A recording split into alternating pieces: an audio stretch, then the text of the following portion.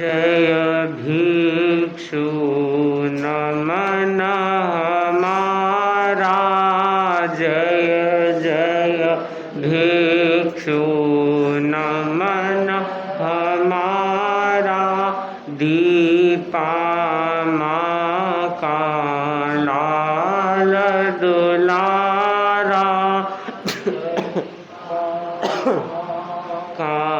लाल दुलारा, जय जय भिक्षु नमन हमारा, रोम रोम में भिक्षु बैठ, रोम रोम में भिक्षु बैठ, अंतर में भिक्षु पैठ, नीव लगाई गहरी भिक्षु, जग में फैला है उजियारा, जय जय भिक्षु नमन हमारा,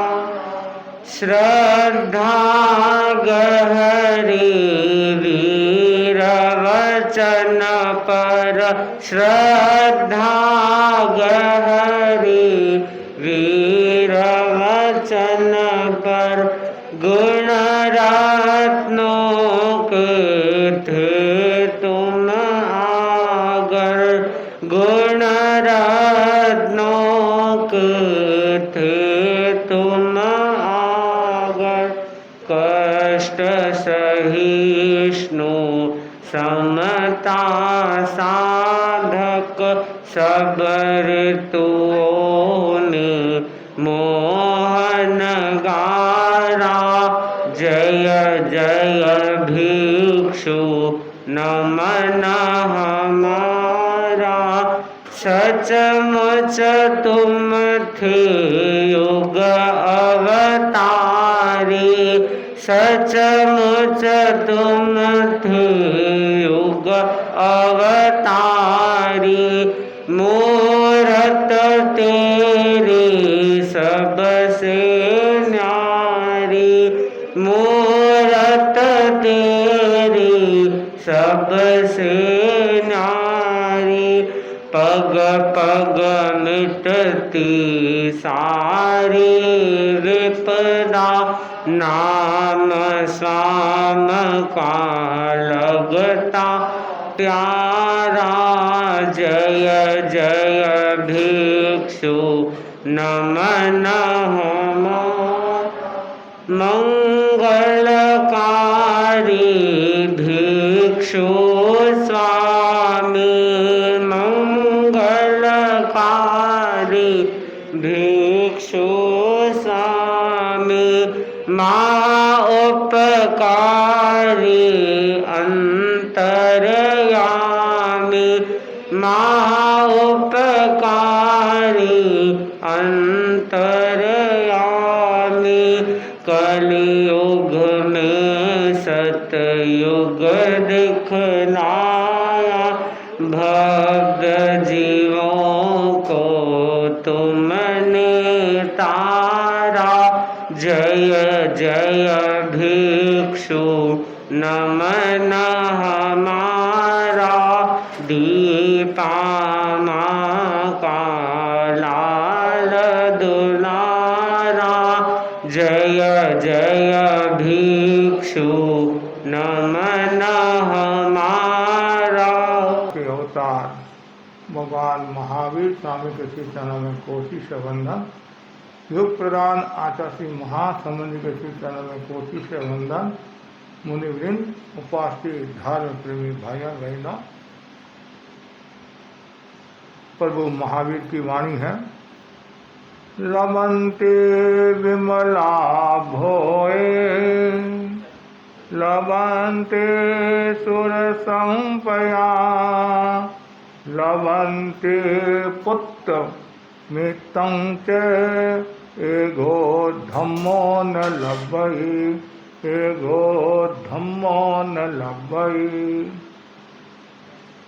संसार के समस्त प्राणी एकांत सुख के अभिलाषी है।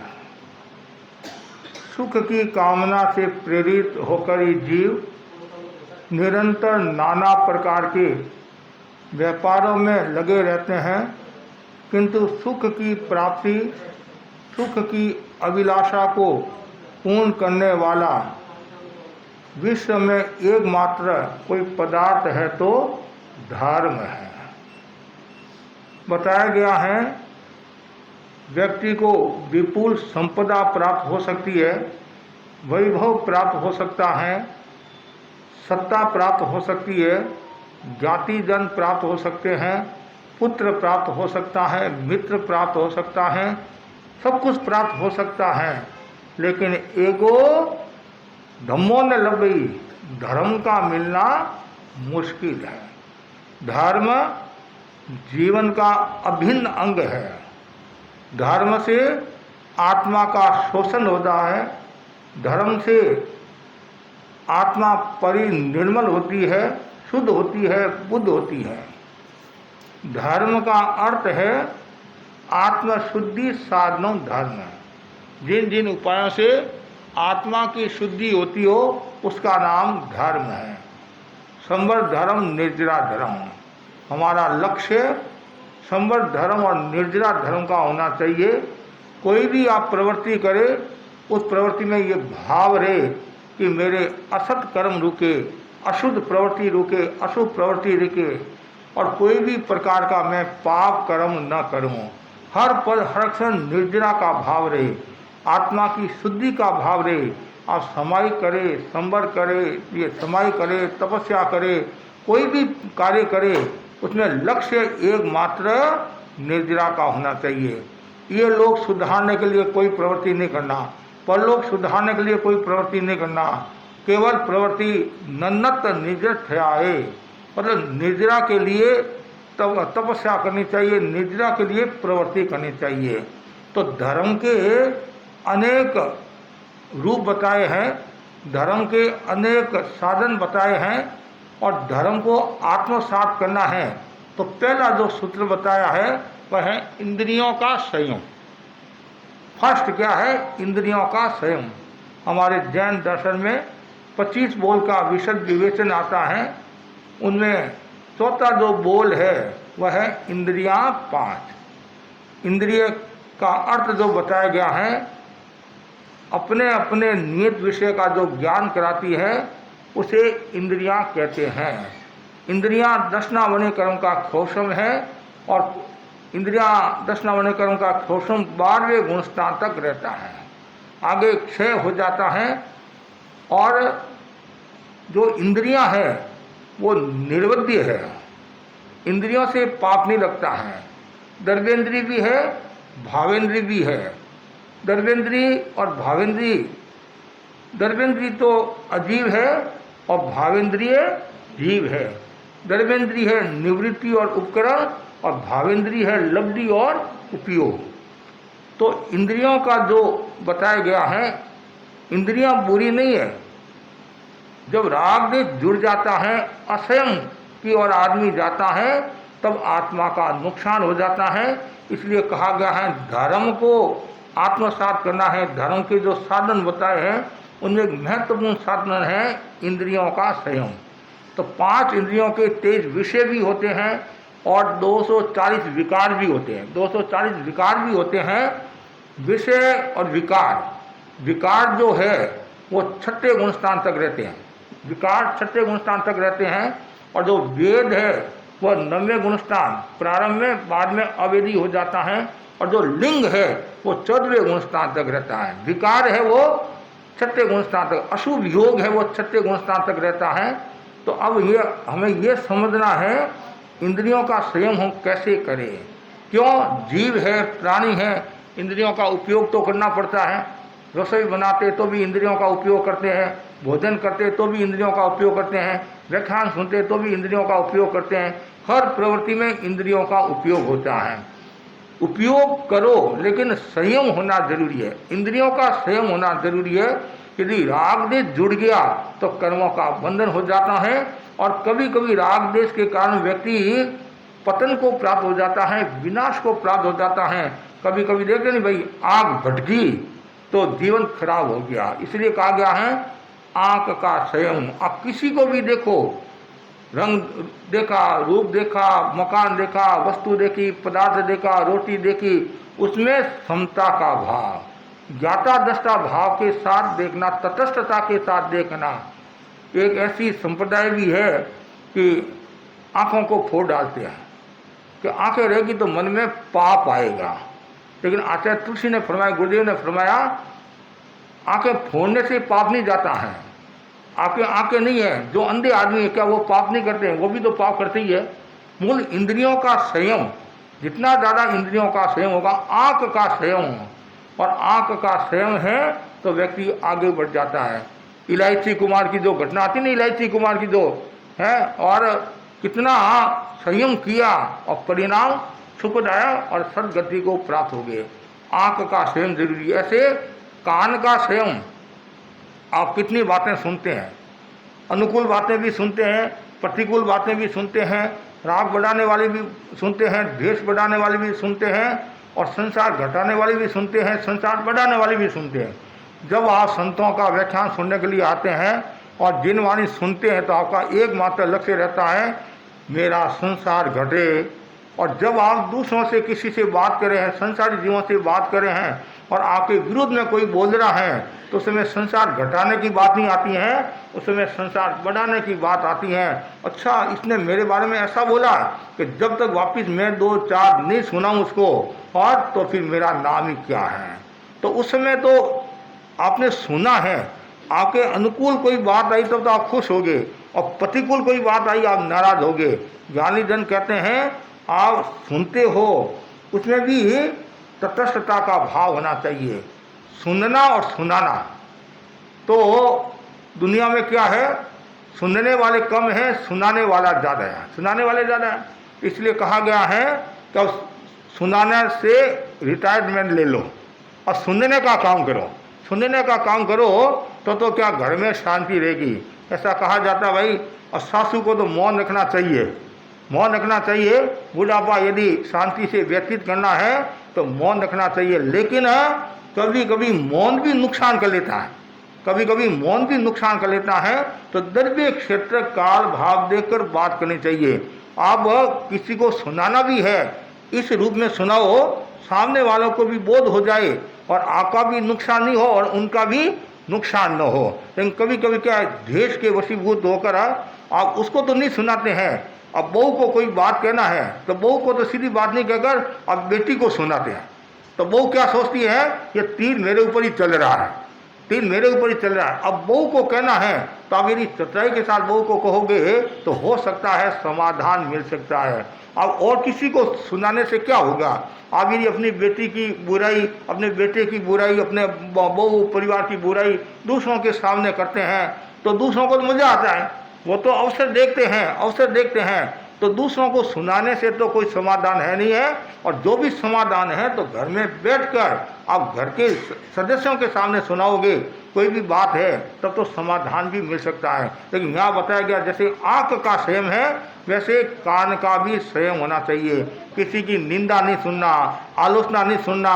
मतलब कुछ लोग ऐसे होते हैं कि आगे क्या हो रहा है, जैसे कुछ लोग बोलने में बड़े होशियार होते हैं, बात बनाने में बड़े होशियार होते हैं, मार्केटिंग में इतने होशियार होते हैं, और नमक मिर्च लगाकर ऐसी बात करते हैं तो आप सोचते हैं और आगे क्या सीरियल है, और आगे क्या बात है, और आगे क्या बात है। यदि धर्म की बात हो, कर्म काटने की बात हो, तब तो सुनने में आनंद आता है। ये जो हमें कान मिले हैं ये जिन वाणी सुनने के लिए मिले हैं, ये किसी की निंदा आलोचना सुनने के लिए नहीं मिले हैं।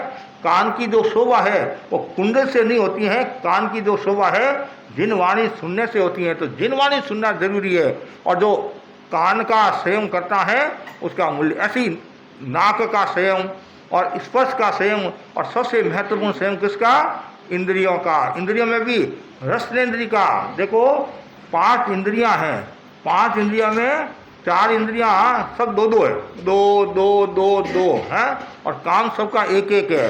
देखना, सुनना, सूंघना, स्पर्श करना। एक इंद्री ऐसी है, इंद्री तो एक है और उसके दो काम है, दो काम है। वो इंद्री क्या? लाली बाई, लाली बाई बोलते नहीं, रसनेन्द्रिय जीवा, जीवा एक है और काम दो है। एक तो बोलना और एक खाना, भोजन है। और जो घर में, परिवार में, समाज में जो लड़ाइयाँ होती है, मुख्य ये रसनेन्द्रिय के कारण होती है। आहार और वचन के द्वारा ज़्यादा लड़ाइयाँ होती है। मतलब आपने किसी को कोई कटु वचन कह दिया, ये लड़ाई होगी। इसलिए कहा जाता है आहार का असंयम हुआ तो डॉक्टर के पास जाना होता है, खाने का असंयम हुआ तो डॉक्टर के पास जाना होता है, और बोलने का असंयम हुआ, वाणी का असंयम हुआ तब वकील के पास जाना होता है। तो ये डॉक्टर के पास भी ले जाती है और वकील के पास भी ले जाती है, जेल में भी दिला सकती है। ये जीव ऐसी चीज है, इसलिए कहा गया है वो सुंदर, कड़वी जीव 100 नुकसान कर लेती हैं, कड़वी जीव 100 नुकसान कर लेती हैं, और मीठी जीव 1000 फायदे कर सकती है। जो काम पैसों से नहीं होता है वो दो बोल से हो जाता। कौन से दो बोल? मीठे बोल से हो जाते हैं। रावण ने कड़वा बोलकर अपने सगे भाई को खो दिया, और राम ने मीठा बोलकर और शत्रु को भी मित्र बना दिया, अपना बना दिया। ये हमारे हाथ में है। बोलने से पराये को भी अपना बना सकते हैं और अपने को भी पराया बना सकते हैं। इसलिए वाणी का संयम जरूरी है। कितना सुंदर कहा गया है, भाषा विचार का वाहन है। भाषा के द्वारा आदमी की पहचान सरलता से हो जाती है। जिसके पास में उत्तम विचारों का खजाना है वह गरीब होकर भी अमीर है, और जिसके पास में उत्तम विचारों का खजाना नहीं है वह अमीर होकर भी गरीब है। इसलिए भगवान ने कहा है अणु वियागरे, हमेशा सोच विचार कर बोलो। बोलने से पहले तोलो और कूदने से पहले दौड़ो। जो भी शब्द बोलना है पहले सोचकर बोलना चाहिए, तोलकर बोलना चाहिए। और जो व्यक्ति तोलकर बोलता है तो उसको कोई खतरा नहीं है, और यदि तोलकर नहीं बोलता है और ऐसे ही बोल देता है तो कभी कभी नुकसान भी हो जाता है। और आत्मा का तो नुकसान होता ही है, शरीर का भी नुकसान होता है, और परिवार का भी नुकसान होता है, और कभी कभी जेल की हवा भी खानी पड़ जाती है। इसलिए वाणी का संयम जरूरी है, रसनेन्द्रिय का संयम जरूरी है। और महाभारत जो हुआ वो किसके कारण हुआ? वाणी के कारण तो हुआ नहीं। अंधे के बेटे अंधे है, मतलब एक कितनी कड़ी बात कह दी, चुभती बात कह दी, जिसका ये परिणाम आया, महाभारत हो गया। इसलिए कहा गया है अंधे को अंधा नहीं कहना। हमारे 10 सूत्र में बताया नहीं, काणे को काना नहीं कहना, अंधे को अंधा नहीं कहना, लंगड़े को लंगड़ा नहीं कहना, मोटे को मोटा नहीं कहना, दुबले को दुबला नहीं कहना, गोरे को गोरा नहीं कहना, और काले को काला नहीं कहना है। साधु को तो विशेष ध्यान रखना पड़ता है। कभी सहज भाव से भी कर देते हैं तो भी समस्या आ जाती है, और प्रायश्चित आ जाता है। कर्मों का बंधन तो होता है, प्रायश्चित भी आ जाता है। एक जगह हमने प्रवास किया, बच्चों का शिविर था, तो शिविर था तो काफ़ी लड़के लड़कियां थे। तो एक छोटी बच्ची थी, वो शरीर में थोड़ी मोटी थी, छोटी थी लेकिन शरीर में मोटी थी, और मेरे मुंह से निकल गया कि ये मोटी लड़की है, मोटी मतलब मोटी है, मुंह से निकल गया मुंह से। योग ऐसा हुआ, वो घर पर गई और उसने अपने दादी से कहा कि जिन्हें सुनी ने मुझे मोटी कह दिया। ठीक है, योग ऐसा हुआ, संत भी वहाँ गोत्री पधारे, तो दादी ने संतों को कहा कि जिन्हें सुनी ने मोटी कहा। योग ऐसा हुआ, मैं भी उसी घर में पानी लेने के लिए चला गया, और मैं नहीं जानता ये किसका, मतलब उस लड़की का घर है। मैं तो पानी लेने के लिए गया, तो संत भी वहाँ खड़े थे। संतों ने मुझे कहा कि आपने इसको मोटी कहा तो कही कि मोटी नहीं कहना। तो पता चला कि एक मोटी कहने से भी कर्मों का बंधन होता है, एक गोरा कहने से भी कर्मों का बंधन होता है, काला कहने से भी कर्मों का बंधन होता है। इसलिए वाणी का संयम जरूरी है। कभी कभी विनोद में बोल देते हैं तो सामने वाले को अखड़ता है, कभी एक ठीक है महाराज नहीं बोलते फिर भी उसको अखड़ता है। इसलिए ज्ञानी जन कहते हैं वाणी का संयम रखना जरूरी है। एक वाणी फूल बरसाती है, एक वाणी फूल बरसाती हैं और एक वाणी कांटा का काम करती हैं। एक वाणी पराये को अपना बना देती हैं और एक वाणी अपने को पराया की ओर ले जाती, मतलब अपना जो है उसको भी पराया बना देती है। तो वाणी का संयम जरूरी है। इंद्रिय संयम में सबसे ज़्यादा संयम वाणी संयम का होना चाहिए, ऐसा कहा जाता है। ऐसे तो हर इंद्रिय का संयम जरूरी है, लेकिन ज्ञानी जन कहते हैं, आगमों में बताया गया है, 8 कर्मों में मोहनीय कर्म पर विजय प्राप्त करना कठिन है। 8 कर्मों में मोहनीय कर्म पर विजय प्राप्त करना कठिन है। 3 गुप्ती में मन गुप्ती पर विजय प्राप्त करना कठिन है। और जो 5 समिति हैं तो इरिया समिति पर ध्यान देना जरूरी होता है। और फिर 5 इंद्रियों में रसनेन्द्रिय की साधना कठिन होती है। इस रसनेन्द्रिय के कारण, रसनेन्द्रिय के असंयम के कारण बड़े बड़े ऋषि मुनि भी नरक और निगोद में चले गए हैं। पुंडरीक और पुंडरी का उदाहरण आपके सामने है। 1000 वर्ष की साधना करने वाला साधक, कितना 1000 वर्ष की साधना करने वाला साधक जीव की लोलुपता के कारण और संसार में वापिस आया और 2.5 दिन संसार में रहा और आयुष्य पूर्ण करके 7वीं नारकी में गया। कितना 7वीं नारकी में गया। और उन्हीं का जो भाई पुंडरीक था वो बोला, पहले भाई को समझा, कहानी लंबी है, भाई को समझा, भाई जी ऐसा काम मत करो, आप संसार में मत आओ। वो बोला मैं तो संसार में आऊँगा। तो बड़े भाई जो ये पुंडरीक बोले मैं तो संसार में आऊँगा।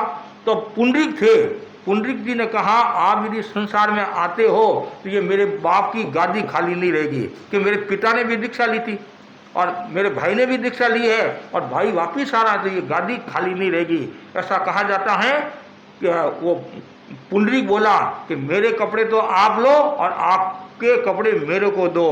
और दोनों ने अदला बदली की है, कपड़ों की अदला बदली की और दोनों ने 2.5 दिन का राज किया।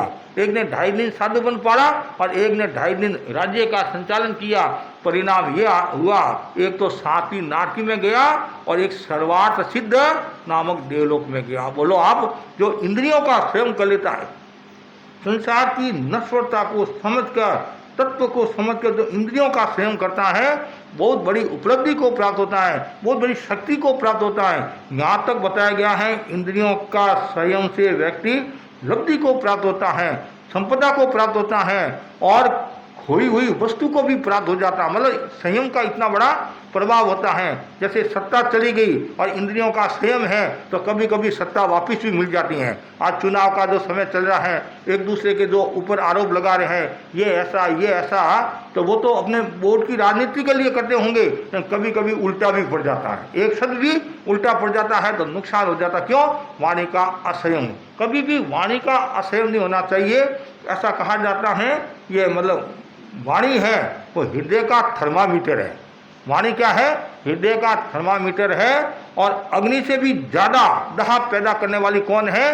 ये वाणी है। अग्नि तो एक बार मारती है, ये लेकिन वाणी रूपी अग्नि जीव को बार बार मारती रहती है। आपने किसी को कटु वचन कहा या आपको किसी ने कटु वचन कहा तो बार बार आपको याद रहता है, इसने मेरे को कटु वचन कहा, कटु वचन कहा, कटु वचन कहा, लेकिन आप बोल नहीं सकते, परिस्थिति ऐसी है। लेकिन मन में वो भावना कि कभी ऐसा अवसर आएगा तो मैं बदला लूंगी।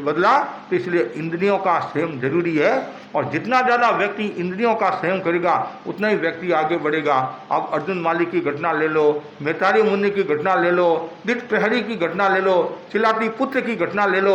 इन्होंने सबने संयम किया और परिणाम ये आया, वो सुखद गति को प्राप्त हुई, मतलब शुभ गति को प्राप्त हुई, ऊंची गति को प्राप्त हुई। इसलिए कभी भी इंद्रियों का असंयम नहीं होना चाहिए।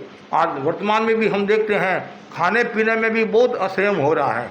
खाने पीने का इतना असंयम हो रहा है। और एक डॉक्टर ने कहा महाराज सोमवार के दिन हमारे पास में मरीज ज़्यादा आते हैं, सोमवार के दिन मरीज ज़्यादा आते हैं। कैसे? तो रविवार को वो होटल में जाते हैं या ज़्यादा पिज़्ज़ा बर्गर ये सब खाते हैं, गलत भोजन करते हैं और फिर वो पेट दर्द करने लग जाता है, गैस हो जाती है, पेट मरोड़ा देने लगता है, उल्टी दस्तें शुरू हो जाती हैं। डॉक्टर साहब क्या हुआ भाई? कि कल थोड़ा सा, कि ज़्यादा तो नहीं खाया, क्या खाए बता तो सही? बस केवल 2 रसगुल्ले खाए, 4 गुलाब जामुन खाए, 2 राजभोग खाए, 3 कतलियाँ खाई, थोड़ा दाल चावल खाया, थोड़ी छाछ पी, थोड़ा आम रस हापूस आम खा लिया, फिर 2-3 समोसा कोफ्ता खा लिया और फिर क्या मेरा माता खाएगा क्या? और इतना तो खा लिया, फिर भी क्या कहता है कि मैंने तो विशेष खाया ही नहीं है। अब खाया भी नहीं है तो उसका क्या परिणाम, अब इतना खाया फिर वो पेट मरोड़ा दे रहा है, डॉक्टर साहब पेट मरोड़ा दे रहा है, तो डॉक्टर साहब का ठीक है पेट मरोड़ा दे रहा है तो 500 की फीस पकड़ा दे और 2 समय दवाई ले लेना और फिर ठीक हो जाएगा। अब एक समय के सुख के खातिर, पौधरी सुख के खातिर 3 समय का और कहीं जीवन का निमंत्रण था वो रुक गया। क्यों? इंद्रियों का असंयम हो गया, रसनेन्द्रिय का असंयम हुआ, मतलब खाने का असंयम हुआ। इसलिए बहुत जरूरी है, खाने का असंयम जरूरी है। साधना करने वाला जो साधक है उसको भी बहुत ध्यान रखना पड़ता है, जो विशेष साधना करने वाला साधक है वो ध्यान रखना पड़ता है खाने का संयम। साधु को तो विशेष ध्यान रखना पड़ता है कि यदि वो खाने का संयम नहीं करे तो उसकी साधना में बाधा आ सकती है, विहार में बाधा आ सकती है, बीमारी हो सकती है। इसलिए खाने का संयम जरूरी है और जितना खाने का संयम है उतना ही बोलने का संयम भी जरूरी है। और ये दोनों का जितना ज़्यादा संयम होगा उतना ही आगे बढ़ेगा। ऐसे तो हर चीज़ का संयम जरूरी है, 5 इंद्रियों का संयम जरूरी है। तो धर्म को आत्मसात करने का पहला जो सूत्र बताया है वह है इंद्रियों का संयम, और दूसरा जो सूत्र बताया है वह है मन का निग्रह। मन का निग्रह जरूरी है, मन को वश में रखना जरूरी है। आज की ज्वलंत समस्या क्या है कि महाराज मन घूमता रहता है, मन चंचल है। कहते हैं मन चंचल है, मन लोभी, मन लालची, मन चंचल, मन चोर, मन के मत न चालिए पलक पलक में और है। ये मन घुमाता रहता है, कभी कभी किधर कभी किधर। व्याख्यान तो आप मेरा सुन रहे हो और आपके विचार और कहीं घूम रहे हैं। महाराज कब व्याख्यान पूरा करे, कब जाऊं, बार बार 10:15 बज गए, 10:15 बज गए, 10:15 बज गए। अरे 5 मिनट देरी होगी तो क्या हुआ? नहीं महाराज 10:15 बज गए, बैंक में जाना जरूरी है। यहाँ से तो जल्दी जाता है और रास्ते में दोस्त मिल गया, 15 मिनट उनसे बात करने लग गया, तो उस समय बैंक कहाँ गई? हाँ, यहाँ से व्याख्यान पूरा हुआ नहीं। कभी कभी देखते हैं 1 मिनट, आपको आश्चर्य होगा, हमारे को भी 1 मिनट भी बाकी है मंगल पाठ सुनाने में तो भी पहले रवाना। फिर पता चला कारण को लिफ्ट में आगे जाकर खड़ा, नहीं तो मैंने 5-10 मिनट खड़ा रहना पड़ेगा, 5-10 मिनट खड़ा रहना पड़ेगा। मंगल पाठ वाला रोजाना सुनते ही है। हाँ, लिफ्ट वापिस समय लगेगा और फिर नीचे उतर गए और कोई सहेली मिल गई, हाँ सहेली मिल गई तो 15 मिनट उसमें लगा सकते हैं। लेकिन 1 मिनट मंगल पाठ सुनने के लिए क्या मेरा देरी हो रही है, क्या देरी हो रही है। इसलिए क्यों ये सब मतलब संसार के प्रति आकर्षण, पदार्थ के प्रति आकर्षण होता है। तो इसलिए ये मन चंचल है, कहते हैं मन चंचल है। ऐसे तो आचार्य महाप्रज्ञ जी ने पुस्तक लिखी है, किसने कहा मन चंचल है, बहुत गहरा विषय है। लेकिन व्यवहार की भूमिका में देखते हैं तो मन चंचल है। एक द्रव्य मन भी होता है, भाव मन भी होता है। तो द्रव्य मन अजीब है और भाव मन जीव है। तो इसलिए भाव मन है वो आदमी को नचाता रहता है। द्रव्य मन तो क्या, मन क्या है आपको पता है? मन क्या है? मन तो नौकर है, मालिक कौन है? वो भीतर में बैठा है, वो जैसा कहता है वैसा मन करता है। मन तो पंखा है, मन क्या है? पंखा है।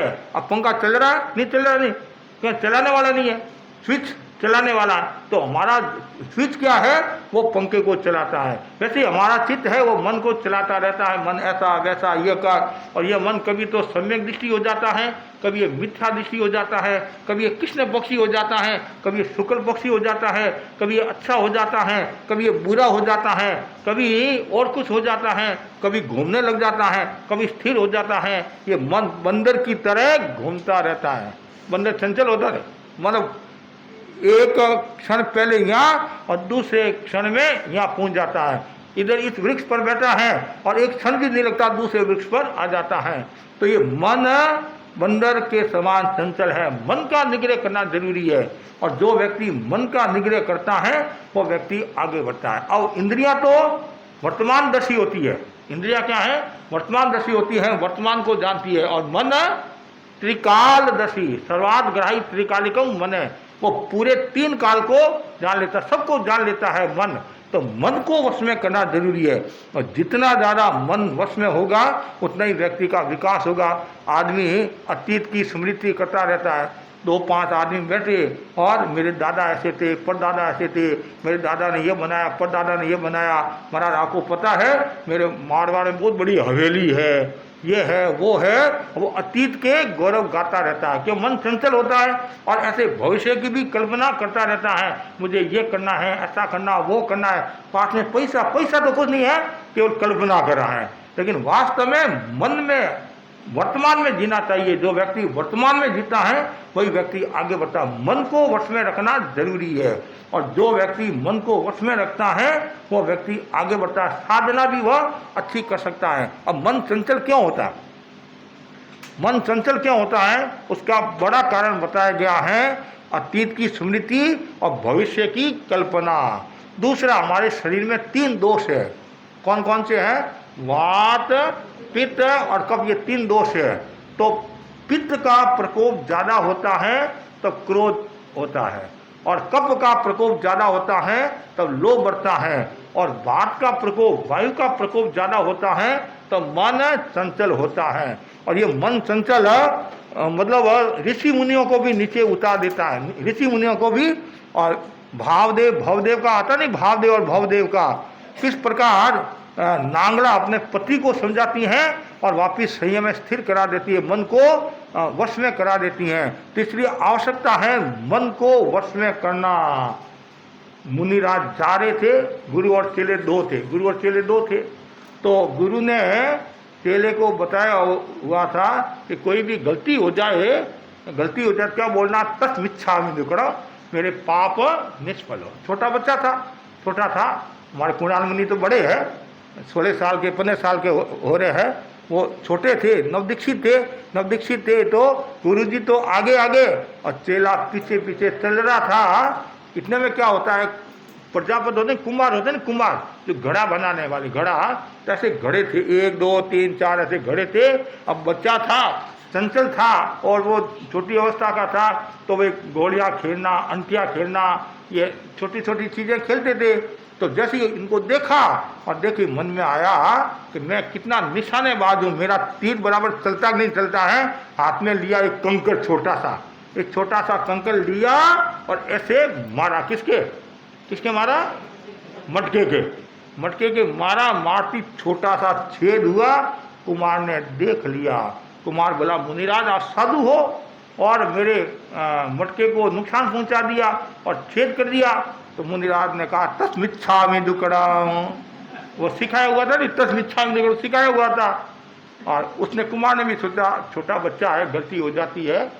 और फिर थोड़ी देर के बाद उसको रस आ गया, बच्चे खेलते नहीं, अब वो निशाना सज जाता है तो और तो उसने फिर थोड़ा बड़ा कंकड़ लिया और जोरदार मारा, तो पूरा का पूरा मटका फूट गया। और तो कुमार को गुस्सा आया, महाराज आप साधु हो तो क्या हो आप? उसको भी गुस्सा आया। उसने सोचा कहीं गड़बड़ी न हो जाए, कहीं समस्या न हो जाए। वो बोला, तस्मिच्छामि दुक्कड़म। तो उस कुमार ने छोड़ दिया। फिर तीसरी बार उसके मन में और थोड़ा बड़ा पत्थर लेकर और जोरदार मारा, तो 5-10 मटके नीचे गिरे। तो कुमार को इतना गुस्सा आया, ये साधु है क्या है, और इतना गुस्सा आया और कान पकड़ा और एक चांटा मारा और बोला, तस्मिच्छामि दुक्कड़म। तो और तो क्या, वो भी तस्मिच्छामि दुक्कड़म बोलने लग गया। और फिर वो छोटा, वो रोता रोता गुरुजी के पास आया। गुरुजी ने कहा, क्या हुआ कि क्या उसने मेरे को मार दिया? तो पूछा, क्यों मारा, देखो मेरा कितना नुकसान। और आपने कहा तस्मिच्छामि दुक्कड़म, मैंने भी बोल दिया तस्मिच्छामि दुक्कड़म। ये सारी मन की समस्या है। तो मन के कारण मन की समस्या तो है, लेकिन आदमी का स्वभाव क्या है, वो दूसरों की कमियां निकालता। कभी कभी इस मन के कारण वो ऐसे मतलब वो ओढ़ लेकर ऐसा करके, लेकिन होना ये चाहिए हमेशा मेरा मन स्थिर रहे। और मन जितना ज़्यादा स्थिर रहेगा उतना ही व्यक्ति आगे बढ़ेगा। इसलिए कहा गया है, मन को हम स्वर्ग में भी, मतलब कहते नहीं, हमारा मन शांत है तो स्वर्ग है, और मन क्लांत है तो नरक है। आप लोग कहते हैं, महाराज मेरा मन अस्थिर रहता है और मन नहीं लगता है, मूड ऑफ हो जाता है, फालतू विचार बहुत आते रहते हैं। हमने फालतू विचारों को पाल रखा है, नहीं पाल रखा है, इसलिए समस्या आती है। हम खुद अपने पैरों पर कुल्हाड़ी मारे हैं, तब दूसरा क्या करेगा?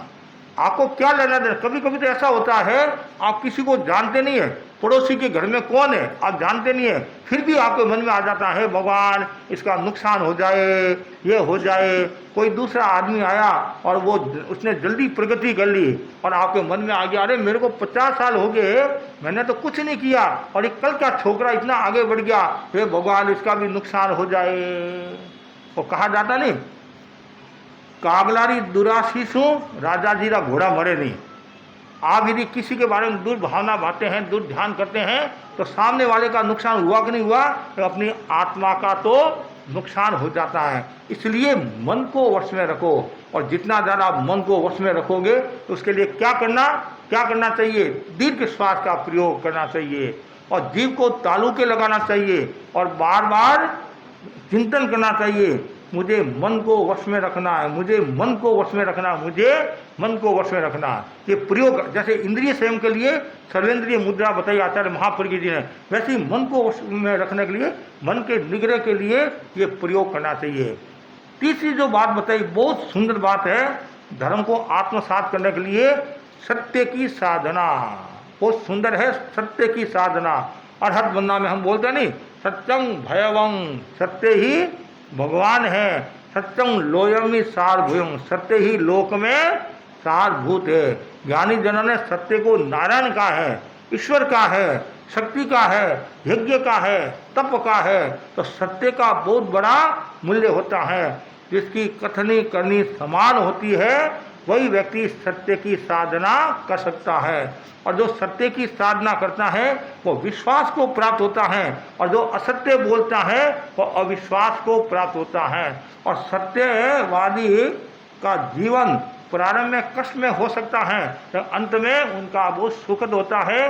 और जो असत्य बोलने वाला है प्रारंभ में वो राजी तो हो सकता है लेकिन बाद में उसके पग पग पर कष्ट आते हैं, तकलीफ आती हैं और कर्मों का बंधन होता रहता है। इसलिए हमेशा सत्य की साधना करनी चाहिए। और हमारे अध्यात्म के आचार्य ने कहा है कि जो व्यक्ति सत्य की साधना करता है वो व्यक्ति यश कीर्ति को प्राप्त होता है, स्वर्ग या मोक्ष को प्राप्त होता है। और जो मन वचन काया से हमेशा सत्य की साधना करता है तो लक्ष्मी सरस्वती का भी आना हो जाता है। कैसी भी परिस्थिति आ जाए लेकिन सत्य को नहीं छोड़ना चाहिए। छोटी छोटी बातों में आदमी झूठ बोलने लग जाता है। झूठ बोलने के 4 कारण बताए नहीं, कोहावा, लोहावा, भयावा, हासावा। आदमी क्रोध के वशीभूत होकर असत्य बोलता है, लोभ, भय, हास्य के वशीभूत होकर असत्य बोलता है। मम्मी ने पूछा कि ये कांच की शीशी किसने फोड़ी, अब फोड़ी तो खुद ने है। अब उसने सोचा मैं बोलूँगा मैंने फोड़ी तो माँ मारेगी, तो वो क्या बोलती है, मम्मी मैंने नहीं दीदी ने फोड़ी है, हैं। अब खुद तो बच गया, अब दीदी के मार पड़ गई। अब कभी न कभी पाप का घड़ा तो फूटेगा ही फूटेगा। अब वो पकड़ा गया, मार पड़ी, अब बाद में भी वो यदि वो सत्य भी बोलेगा तो भी एक बार आपको विश्वास नहीं होगा, एक बार विश्वास नहीं होगा। तो हम ऐसा क्यों करें? ठीक है, एक बार ही मार पड़ेगी और यदि हम असत्य बोलेंगे तो नरक में जाना पड़ेगा, दुर्गति में जाना पड़ेगा। जज ने अपराधी को पूछा सही सही बात बता, वो बोला सही सही बात बताऊंगा तो मैं जेल में जाऊंगा और झूठ बोलूंगा तो नरक में जाऊंगा। तो ऐसा काम क्यों करे? हमेशा अच्छी साधना करे, सत्य बोले अच्छा। तो ये धर्म को आत्मसात करने का महत्वपूर्ण सूत्र है। सत्यम भय, मतलब सत्य की साधना। आचार्य भिक्षु ने सत्य की साधना की, उनको झूठ अप्रिय था। और कोई भी यदि झूठ बोलता, असत्य बोलता तो उनको अच्छा नहीं लगता। क्यों? हम साधु है, समण हूँ, हमने साधना को स्वीकार किया है तो हम ये गवाही देकर या ऐसा क्यों बोले? तो आचार्य भिक्षु ने क्या कहा तो मैंने सत्य की खातिर घर छोड़ा है। सत्य की खातिर उन्होंने गुरु से भी नाता तोड़ दिया। इसलिए सत्य की साधना बहुत ऊंची साधना है। चौथा जो सूत्र बताया बहुत सुंदर है आत्मसात करने का, वो है प्रामाणिकता, ईमानदारी। जितनी ज़्यादा ईमानदारी होगी उतना ही आपका जीवन अच्छा होगा। और जो ईमानदार है तो उसके पग पग पर लक्ष्मी का निवास है और आनंद का निवास है। इसे कभी भी धोखाधड़ी नहीं करना, बेईमानी नहीं करना, अनिति नहीं करना। और जो व्यक्ति अनिति करता है, बेईमानी करता है, धोखाधड़ी करता है, तो वो व्यक्ति कभी भी सुख को प्राप्त नहीं होता है। कभी कभी तो ऐसा होता है कि जो धोखाबाज है वो अपने परिवार को भी ठग देता है। जैसे एक छोटी सी बात आती है, एक सुनार की एक लड़की थी, उसकी शादी हुई, ससुराल में गई, वापिस पियर आई तो उसने सोचा मेरे को आभूषण बनाने हैं, कंगन चैन आदि बनाना है, तो मैं दूसरे सुनार को दूंगी तो वो खोट मिला देगा, नुकसान करेगा, तो मैं मेरे भाई को ही दे दूं तो क्या होगा, इतनी खोट नहीं मिलेगा और इतना पैसा भी नहीं लगेगा कि मेरा भाई है। तो जैसे उसने सब दे दिया, वो बात करी, उसका बाप बाहर बैठा था, वो धूप का सेवन कर रहा था, सर्दी का समय था, धूप का सेवन। बाप के मन में आया कि बेटे ने खोट मिलाई कि नहीं मिलाई, बाप के मन में आया बेटे ने खोट मिलाई कि नहीं मिलाई। बाप दूर से ही बोलता, बेटा भगवान के घर सब समान है। क्या कहा? भगवान के घर सब समान है। जैसे ये कहा, बेटा भी कम नहीं था, पिताजी लंका को पहले लूट लिया, जो मेरे को खोट मिलाना था तो मैंने पहले सब काम कर दिया है। अब देखो परिवार को भी नहीं छोड़ता है, आप कहते ये मेरा है, तो परिवार को लोभ में आकर आदमी बेईमानी कर लेता है, धोखाधड़ी कर लेता है, तो दूसरों को ठगता है, तो कभी सुखी नहीं हो सकता है। तो बस मैं इतना ही आपको कहना चाहता हूँ कि जितने भी भाई बहन बैठे हैं वे सब धर्म की साधना करें, धर्म को आत्मसात करें। और धर्म को आत्मसात करने के 4 जो सूत्र मैंने बताए हैं। पहला है इंद्रियों का संयम। कैसी भी परिस्थिति आ जाए, कभी भी मतलब असंयम की ओर नहीं जाना चाहिए। आहार का असंयम नहीं करना, शरीर का असंयम नहीं करना, इंद्रियों का असंयम नहीं करना, श्वासोश्वास, भाषा, मन, किसी का भी असंयम नहीं करना। कभी मन में आ भी गया, असंयम हो गया, तो प्रायश्चित लेकर शुद्ध हो जाना चाहिए। और फिर दूसरा है मन का संयम, मन का निग्रह करना, मन को इधर उधर घुमाओ मत, मन को भटकाओ मत, हमेशा मन को वश में रखो। और तीसरा क्या है? सत्य की साधना। तीसरा सत्य की साधना। हर समय मन में यही भावना रहे, मुझे सत्यवान बनना है। सत्यवान किसकी तरह? राजा हरिश्चंद्र की तरह। किसकी तरह? मितारे मुनि की तरह। मितारे मुनि का उदाहरण आता नहीं, और मितारे मुनि कह सकते थे कि क्रोध पक्षी लेकर गया वो है, लेकिन नहीं, मैंने साधु बना लिया है, मुझे इस रूप में बोलना नहीं है, मेरे को सत्य खंडित नहीं करना है, सत्य खंडित नहीं करना। तो सत्य मितारी मुनि की तरह सत्य होना चाहिए, राजा हरिश्चंद्र की तरह सत्य होना चाहिए। जिन्होंने भी सत्य का आचरण किया है तो हमें भी उसी पथ पर चलने की कोशिश करनी चाहिए। और फिर प्रामाणिकता, नैतिकता, ईमानदारी। कुछ भी हो जाए, थोड़े के लिए ज़्यादा को मत गंवाओ। कहते हैं थोड़े के लिए ज़्यादा को मत गंवाओ। कभी कभी क्या होता है कि मैं थोड़ी धोखाधड़ी कर लूँ, मुझे ऐसा मिल जाएगा, ये मिल जाएगा। कभी मिलावट करते हैं, मिलावट है, हर चीज़ में मिलावट होने लगी। एक आदमी इतना दुखी हो गया, तो अब मुझे मरना है, तो वो जहर लाया बाजार में से, और उसने जहर खाया और वो सो गया। सुबह उठा, वो जहर भी नकली था। क्या था? वो जहर भी नकली था। हर चीज़ नकली, और नकली बनावट, सजावट, मतलब ऐसे मिलावट। लेकिन आत्मा के साथ में कभी भी धोखाधड़ी नहीं करना, किसी के साथ में धोखाधड़ी नहीं करना। और जो दूसरों के साथ धोखाधड़ी करता है अपनी आत्मा का नुकसान करता है। इसलिए कभी भी बेईमानी का भाव नहीं आए, अनिति का भाव नहीं आए, धोखाधड़ी का भाव नहीं आए। तो जहाँ अनिति बेईमानी है वहाँ अप्रामाणिकता है, जहाँ अप्रामाणिकता है वहाँ सत्य नहीं है, जहाँ सत्य नहीं है वहाँ साधना नहीं है, धर्म नहीं है। इसलिए हमेशा ईमानदारी के मार्ग पर चले। आज भी कुछ ऐसे लोग आपको मिल जाएंगे जो ईमानदारी के मार्ग पर चलते हैं। कुछ भी हो जाए, मुझे ईमानदारी के साथ कार्य करना है। एक भाई दुकान पर गया तो मुझे ये वस्तु चाहिए, कितना भाव है? वो बोला कि ये मैं 2 रुपये में लाई हूँ और आप मेरे संबंधी हो, मैं 2.25 रुपया आपसे लूँगा। और लाई 1 रुपये में, और बता रहा 2 रुपया, और आप मेरे संबंधी हो इसलिए मैं 2.25 रुपया ले रहा हूँ, और बाकी से मैं 3 रुपया ले रहा हूँ। तो जानबूझ कर क्यों झूठ बोले? अब आपको 2 में देना है, 3 में देना, सफाई देने की क्या आवश्यकता है? आप कह रहे भाई मुझे 3 रुपये में देना है। अब आपने 1 रुपये में लाई, 50 में लाई, किसी में लाई, मैं 3 रुपये में बेच रहा हूँ, आपकी इच्छा हो तो ले लो है। लेकिन हम झूठ क्यों बोले? फिर ऊपर से और सभी आप मेरे सगे संबंधी हो, ऐसे हो, सगे संबंधी का उसको तो ठगरे, आप ठगरे हैं, तो ऐसा क्यों काम करे, ऐसी क्यों बेईमानी करे। इसलिए हमेशा सत्य की साधना, प्रामाणिकता का विकास करना चाहिए।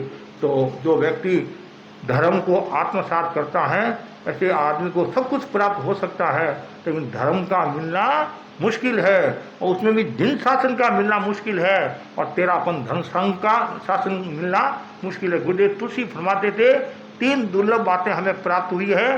मनुष्य जीवन, पहला है मनुष्य जीवन, फिर दिन शासन और तेरापन शासन। तो हम गुरुदेव की सन्निधि में, आचार्य महासमुद्र की शासना में अपने जीवन को निर्मल और पवित्र बनाए और इन सूत्रों की आराधना करते रहे।